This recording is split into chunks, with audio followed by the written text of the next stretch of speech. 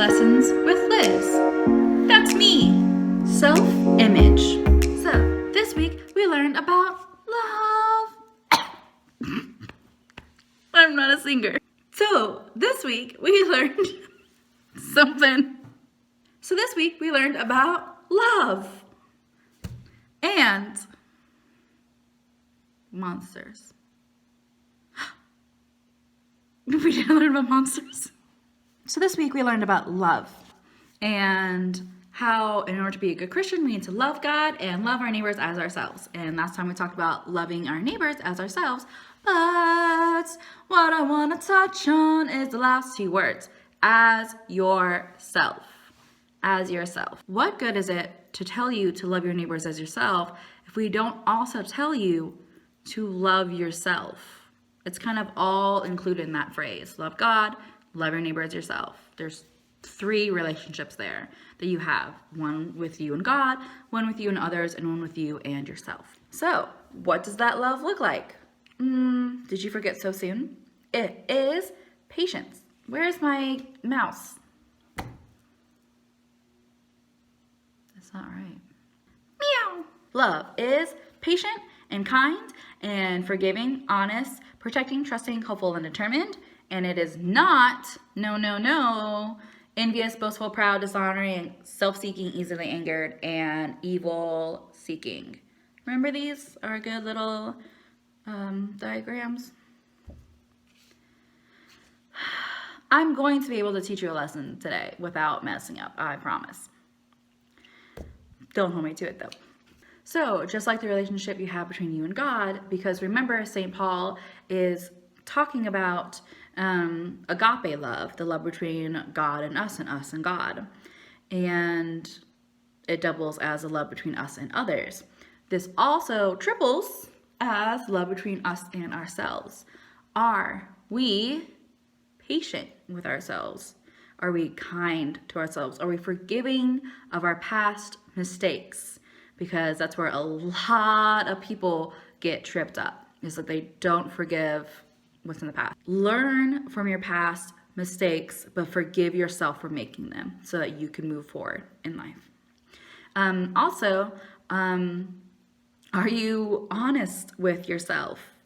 Which is extremely hard to do. Isn't that right? Meow. Yes.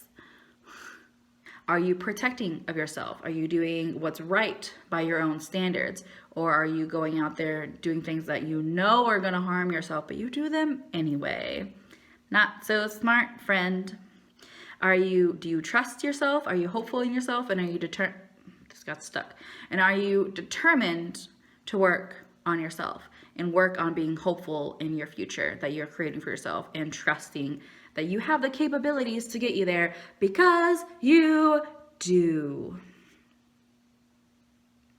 Or are you envious of others and put yourself down? Are you boastful and proud about yourself and hide all the things that you're not proud about? Because that's not being honest with yourself and it's not doing you any favors. Are you dishonoring and disrespectful of yourself? Are you self-seeking and only looking out for your own interests, which is damaging in the long run? Are you easily angered? And that gets into the whole topic of holding anger and pain in your heart, which is also extremely damaging. Or are you seeking evil? Because that's not helping you either. That's not helping you see the beauty that is you. Part 2. Just like others, the beauty of people is never found in how they are, but in who they are. And it's the same with you. So what I mean by this is that you don't judge other people for how they are. If they're tall or skinny or this or that race or this, that, and the other gender, or if they have freckles or if they have a cyborg arm and pterodactyl wings, those are all things that they can't help but have. They didn't choose any of those things. They were just born that way. That's just what happened, right? So you don't judge people for how they are, things that they have no control over. You judge them based on who they are, because those are choices that we make. if they are kind, if they are forgiving, if they are adventurous and brave and charming, if they are determined to look at the world through a positive lens, or if they choose to look at the world through a negative lens. That's how you judge people, based on who they make themselves to be. And it's the same with you. Don't be so hard on yourself for things that you cannot change. Yes, I can dye my hair gray and it comes out this weird brown color, but I can't change how it grows. It's still gonna grow curly. It's still gonna grow really dark brunette, if you can see. It's still gonna be frizzy and uncontrollable no matter what I do. I can't change how tall I am. I can't change my genetics. I can't change so many things about myself. So why should I get caught up in all of those things? Just like you can't change how you are. You want to work on who you are. And who you are depends on who you want to be. So, moral of the story, you want to be self-critical about yourself. You want to self-analyze yourself and understand why you're doing the things you're doing, why you're acting in a certain way, because that's how you build upon yourself. And people who aren't critical of themselves and think that they can just do whatever they want are jerks, okay? Let's be real. So you want to be self-critical and self-analyze and judge yourself, but those judgments, you have to think about where they are stemming from. Are you sitting there saying, I want to be X, Y, and Z in life, and this is the person I want to be because other people are telling me to be this way? And so all of the notions about myself and who I want to be are stemming from others, or are they stemming from yourself and saying, these are the personality traits I want. I want to be brave and strong and kind and compassionate. So cultivate the traits in your life that you want to emulate, not those that are being